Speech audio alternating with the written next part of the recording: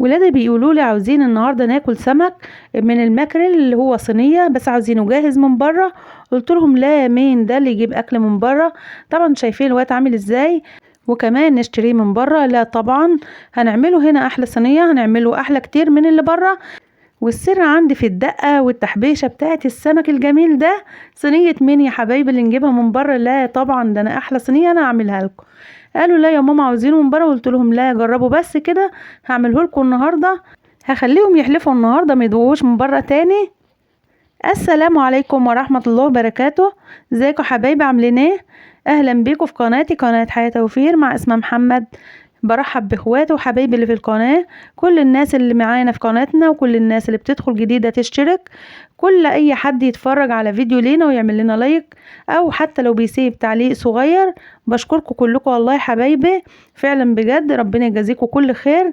احسن اخوات في الدنيا اللي معايا في قناتي، شكرا لكم كلكم. ان شاء الله الفيديو بتاعنا النهارده احلى فيديو، من احب الاكلات واجمل الاكلات، مع انها فعلا يعني قد ما هي مليانه بالفيتامينات، وكمان مفيده جدا، مغذيه جدا لينا ولولادنا، على قد ما هي فعلا تستاهل تمنها. الكيلو السمك الماكريل النهارده عامل 100 جنيه و105، ومش كل الاماكن زي بعضيها.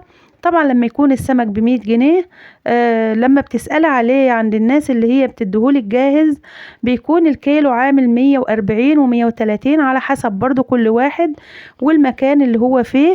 في ناس بتزود السعر يعني بزيادة، وفي ناس يعني شوية بتحاول بس تزود كده شغل ايدها، وكمان يعني مثلا بالنسبة لشويها والغاز والكلام ده. بس والله فعلا هو ما يستاهلش كل ده برضه. بأقل حاجة هنعمل أجمل حاجة النهاردة، والله فعلا أجمل من اللي بره بكتير. افضلوا بس معانا وما تنسوش اللايك يا حبايب قلبي. طبعا أنا جايبة كيلو وربع بس من السمك. طبعا أنا مش بحب أكل يفضل لتاني يوم، ومع إن برضه الكيلو وربع فضل منه. طبعا يا حبايب قلبي النهارده يعني هنعمل السمك بطريقه حلوه قوي. انا عملته معاكم قبل كده، بس يعتبر كده ما كانش يعني كل حاجه موجوده في الفيديو، لان كنا في رمضان. فطبعا يعني بحاول ان انا اعمل معاكم كل حاجه. الوقت هنحاول ان احنا نوضح كل شيء مع بعض. طبعا هنتكلم الاول عن الدقه بتاعتنا، او تحبيشه السمك زي ما قلت لكم. المهم في الدقه دي طبعا بيكون عندي ملك الدقة أو أساس الدقة هو التوم. طبعا التوم لازم يعني تعملي توم بكمية كويسة، علشان التوم والله بيديله طعم وريحة جميلة جدا. طبعا يا حبايب قلبي أنا عاملة حوالي راس كبيرة يا إما راس ونص. طبعا بس علشان أنا عندي كنت عاملة أكل تاني، يعني كنت عاملة بتنجان كمان. طبعا بحب أحط لون الدقة دي زي ما احنا شايفين. انا قلت لكم الدقه بتاعتي يا حبايبي هي عباره عن توم، عندي شطه، الشطه دي برضو شطه حمراء من اللي هي الحاميه، كنت جايباها ومفرزاها معاكم في فيديو كان تفريز الباميه، هحط لكم اللينك برضو ده. يعني هي فعلا الشطة والله فضلت معايا لحد دلوقتي جميلة خالص. طبعا بنحط على الداية يا حبايبي التوم، بنحط شطة يعني حامية. بحط شوية كمون، الكمون بتاعي مشكل، بحط ملح، شوية كزبرة. دي الحاجات اللي بتتحط على الدقة يا حبايبي.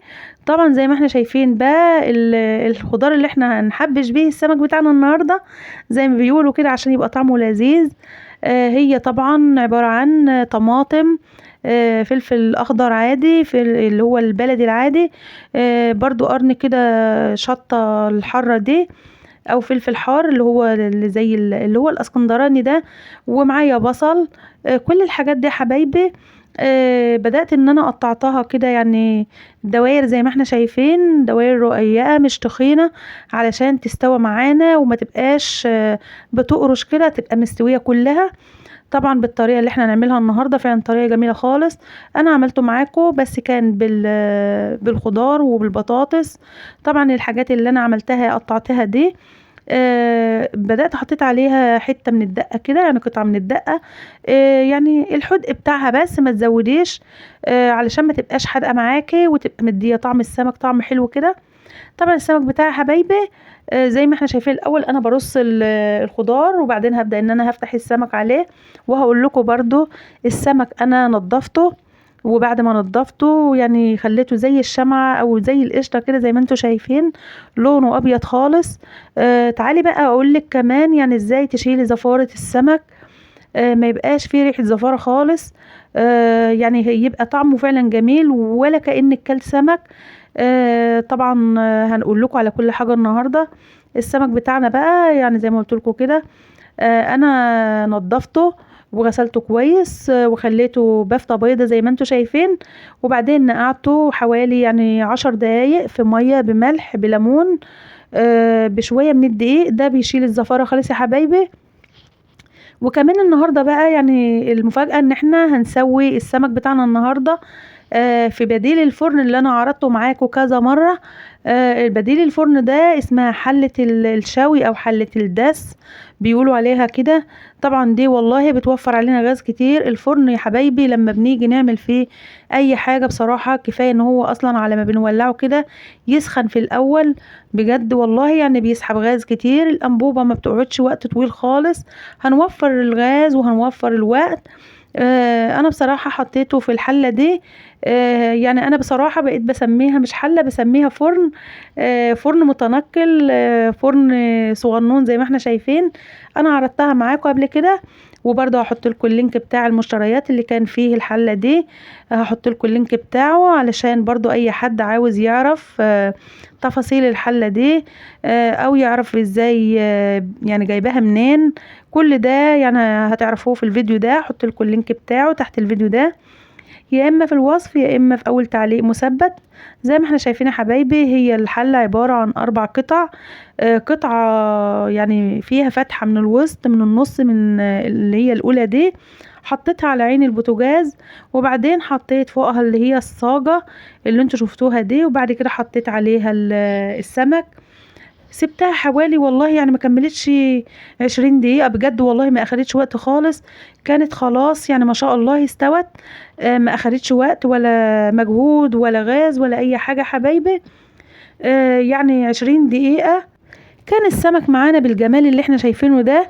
على فكرة هو مش السمك محروق من تحت ولا حاجة، الإضاءة بتاع الكاميرا هي اللي مش موضحة، بس هو لازم ياخد لون أحمر من تحت كده. السمك ما بيكونش يا حبايبي فيه زفارة خالص، بيكون استوى ونزل الزيوت اللي فيه، وكمان الزيوت اللي تحت شوية الزيت اللي انا حطيتهم ليه بيسووه كده والله بيدوه نعومة وطعم جميل خالص. وده يعني النهاية بتاعت السمك بتاعنا النهاردة. والله يا حبايبي فعلا ريحته جميلة خالص، طعمه لذيذ جدا جدا. لا تقوليلي بره ولا جوه، جربيه بنفس الطريقة هيعجبك وهيعجب ولادك وهيوفر علينا في الوقت اللي احنا فيه يا حبايبي. ما تنسوش بقى تعملوا لايك للفيديو وتشتركوا في القناة يا حبايبي. والسلام عليكم ورحمة الله وبركاته.